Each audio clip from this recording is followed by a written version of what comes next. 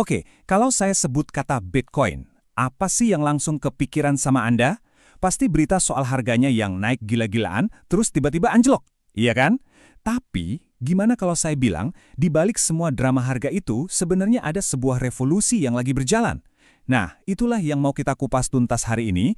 Apa sih gunanya Bitcoin di dunia nyata? Jadi, pertanyaannya, apa benar Bitcoin ini cuma buat ajang spekulasi aja? Banyak banget loh yang mikir gitu. Tapi gimana kalau ternyata selama ini cara pandang kita yang keliru? Gimana kalau Bitcoin itu intinya bukan soal cepat kaya, tapi soal membangun sistem keuangan yang benar-benar baru dari nol? Yuk kita coba lihat lebih dalam. Disinilah kita coba pisahin mana yang cuma omongan, mana yang beneran fakta. Di satu sisi, ada persepsi soal spekulasi, gejolak harga, pokoknya berisiko tinggi. Tapi di sisi lain, ada kenyataan bahwa Bitcoin ini punya kegunaan nyata yang bisa mengubah hidup. Jadi, lupain dulu deh soal spekulasi, kita fokus ke kenyataannya. Oke, kita mulai dari yang pertama, ya. Dan ini mungkin salah satu yang dampaknya paling besar. Gimana Bitcoin ini benar-benar ngubah cara kita kirim uang antar negara, terutama buat orang-orang yang paling butuh. Nah, coba direnungkan kalimat ini sebentar. Bayangin ada jutaan orang di dunia yang selama ini nggak punya akses ke bank. Tiba-tiba, cuma modal smartphone di tangan, mereka bisa langsung terhubung ke ekonomi global. Ini bukan lagi soal teknologi canggih, ini soal pemberdayaan. Mungkin sebagian dari kita pernah ngerasain sendiri frustrasinya. Mau kirim uang buat keluarga di luar negeri itu prosesnya ribet, lambat, dan biayanya mahal banget. Uangnya harus lewat banyak perantara, dipotong sana-sini, dan baru sampai berhari-hari kemudian. Rasanya kayak sistem dari zaman dulu ya.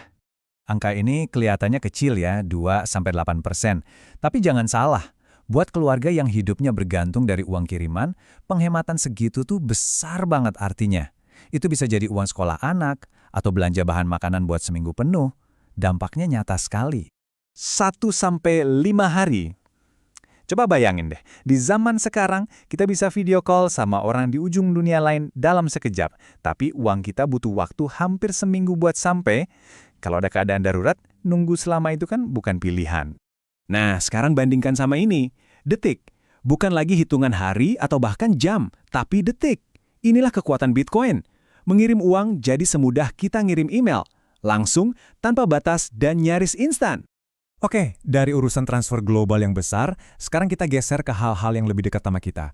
Gimana kalau Bitcoin bisa dipakai buat hal sepele kayak bayar kopi, atau bahkan bayar pajak?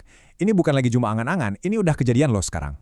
Coba kita lihat dua negara ini, El Salvador dan Republik Afrika Tengah. Di sana, Bitcoin itu bukan cuma aset investasi, tapi udah jadi mata uang resmi.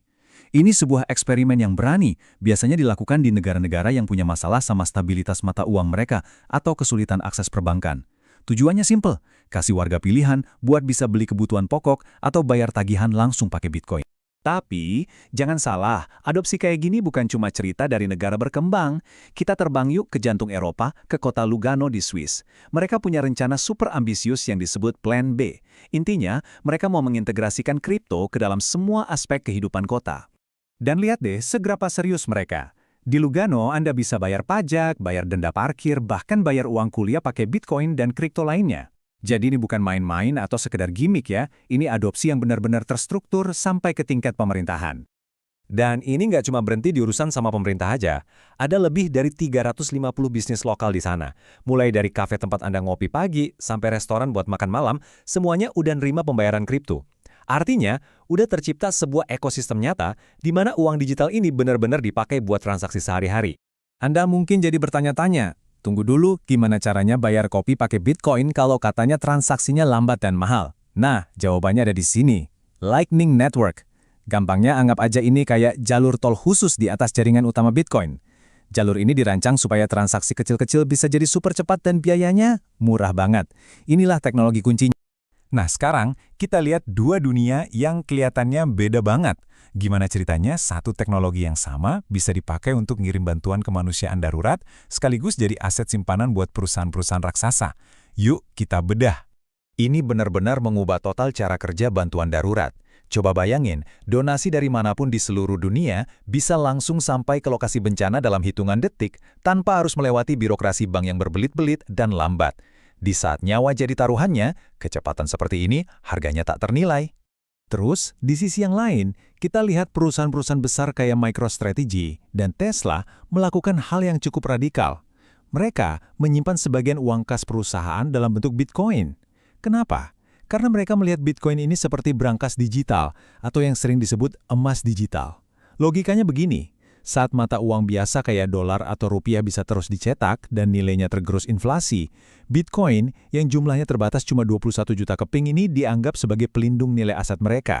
Jadi, kalau kita sambungin semua titik-titik ini, mulai dari pekerja migran yang kirim uang, warga yang bayar pajak, sampai perusahaan besar yang menyimpan aset, kita mulai bisa lihat gambaran besarnya.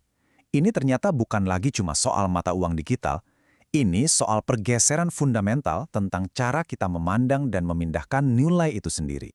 Analogi paling gampangnya mungkin kayak gini. Kalau sistem keuangan yang lama, itu ibaratnya kayak ngirim surat lewat kantor pos. Lambat, harus lewat banyak tangan, dan terikat sama batasan fisik. Nah, Bitcoin itu adalah emailnya uang. Sebuah cara digital untuk mengirim nilai langsung dari satu orang ke orang lain, dimanapun, kapanpun, secara instan. Dan pada akhirnya, inilah intinya. Kalau kita bisa singkirkan sejenak semua kebisingan soal harga yang naik turun, pada dasarnya Bitcoin itu adalah sebuah teknologi. Sebuah protokol, sebuah jaringan global yang netral dan terbuka, yang untuk pertama kalinya dalam sejarah memungkinkan kita semua mengirim nilai semudah kita mengirim informasi lewat internet. Semua ini akhirnya membawa kita ke sebuah pertanyaan besar untuk masa depan. Kita udah lihat Bitcoin sebagai alat bayar, penyimpan nilai, dan jaringan transfer global. Nah, ketika uang benar-benar sudah menjadi digital, bahkan bisa kita program, dunia seperti apa yang akan kita bangun selanjutnya? Kemungkinannya baru saja terbuka. Terima kasih sudah menyimak.